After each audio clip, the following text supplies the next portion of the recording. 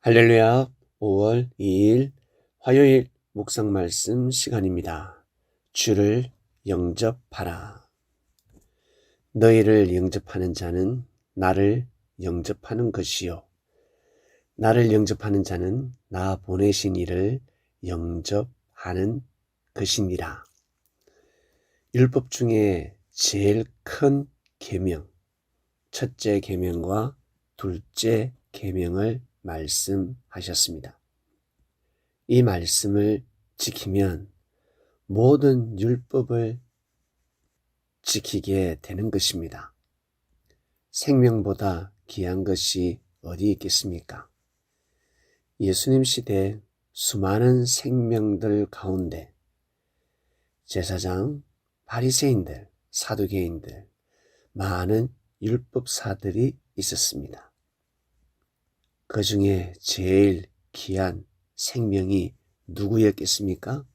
네, 바로 예수님이셨습니다. 그래서 예수님을 영접하는 그 자체가 하나님을 대접하는 격이었습니다. 왜? 하나님을 대신해서 오셨으니까. 하나님이 하셔야 될 일, 하나님이 하시고 있는 일, 천하를 주고도 바꿀 수 없는 말씀, 천하가 없어지기 전에는 한 점, 일획이라도 없어지지 않는 진리 말씀, 그 말씀을 대언하고 계시기 때문입니다. 그 말씀을 믿는 그 자체가 구원에 이르는 역사가 시작되었습니다. 예수님을 영접하지 않는 그 자체가 하나님을 영접하지 않는 격이 되어버렸습니다. 지금 이 시대 또한 마찬가지.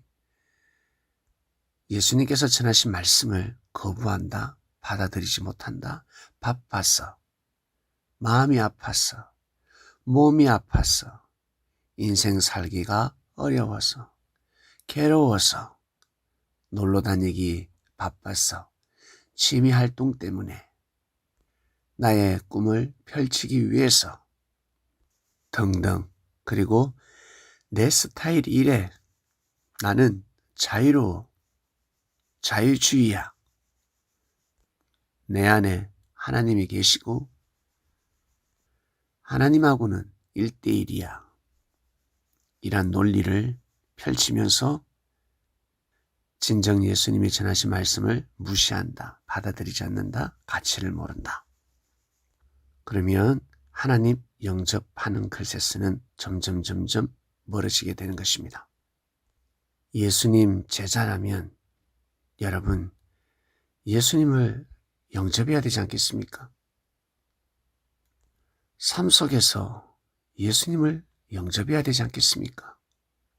예수님을 영접하는 그 자체, 예수님만 영접하는 그 자체로 끝나는 것이 아니라 하나님까지 여십니다.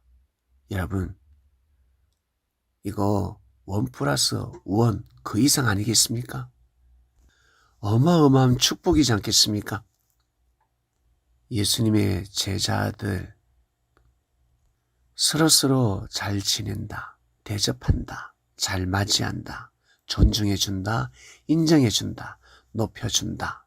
그 자체가 예수님을 영접하는 것이었습니다. 손님을 맞이할 때 어떻습니까? 여러분 혹시 손님이 되어 보셨습니까? 영접해 주니까 어떻습니까? 잘 맞이해 주니까 어떻습니까? 귀하게 여기니까 어떻습니까? 서비스가 좋습니다. 어떻습니까? 마음의 문이 열리지 않습니까? 실수를 해도 용서가 다 되지 않습니까? 형제를 어떻게 맞이해야 된다? 귀한 손님을 맞이하듯이. 한번 왔다 가는 손님, 스쳐 지나가는 사람이지만 나에게는 손님입니다. 귀한 손님입니다. 어떻게 해야 되겠습니까?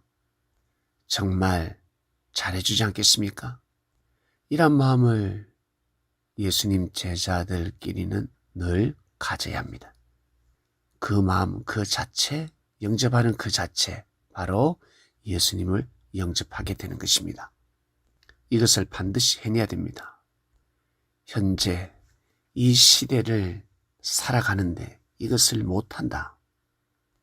이것을 충분히 해낼 수 있습니다. 저는 못합니다. 이 핑계 저 핑계가 있을 것입니다. 그러면 너도 영접 못 받는다. 네가 영접 못하는 그 형제에게 영접 못 받는 것이 아니라 나에게도 영접 못 받을 수가 있다.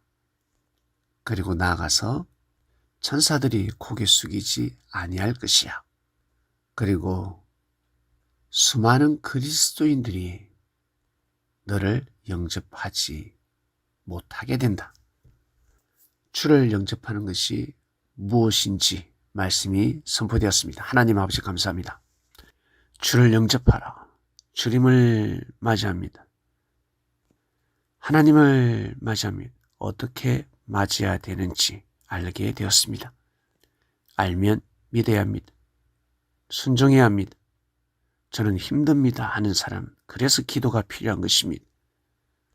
간절히 기도하고 또 기도하고 몸부림을 취하지만이 하늘의 은혜로 DNA가 바뀔 수가 있습니다. 죽은 은혜를 살리는 한 주간 되게 하여 주시옵소서. 오늘도 귀한 하루가 되길 원합니다. 예수님의 이름으로 기도드립니다. 아멘.